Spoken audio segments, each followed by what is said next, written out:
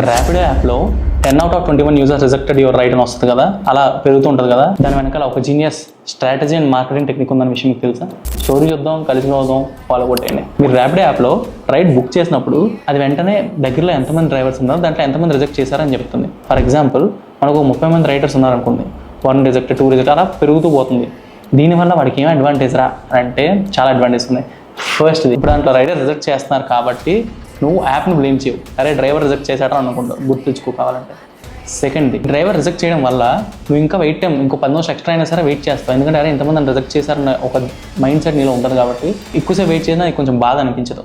థర్డ్ది, ఇంతసేపు వెయిట్ చేయడం ఎందుకు ఎంతమంది రిజెక్ట్ చేస్తున్నా కదా, బుక్ అవుతుందో అవదేమో త్వరగా వెళ్ళాలని చెప్పేసి ఎక్కువ టిప్ కానీ ఎక్స్ట్రాగా ఫేర్ కానీ పెంచుతాం, ఇది ఒకటి. ఫోర్త్ది, వాడికి ఇంకో అడ్వాంటేజ్ ఏంటంటే ఈ ఏరియాలో ఎవరు లేరు, ఇంకో దూరం నుంచి రావాలి కాబట్టి టైం మారుతుంది అని కూడా నీకు చూపిస్తాడు.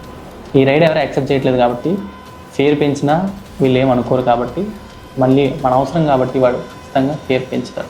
ఇలాంటి డార్క్ సైకాలజీ అంతా ఇన్వాల్వ్ అయిందనమాట. అందుకే యూఐలో ఆ చేంజ్ తీసుకొచ్చాడు. మనం ఏదో ర్యాండమ్ అనుకుంటాం, కాదు, అది మన సైకాలజీని హ్యాక్ చేసి మన ద్వారా ఎక్కువ డబ్బులు సంపాదించండి. ఇలా మరింత కంటెంట్ కోసం ఫాలో కొట్టండి, ఎందుకంటే ఇలాంటి ఎవరు చెప్పరు.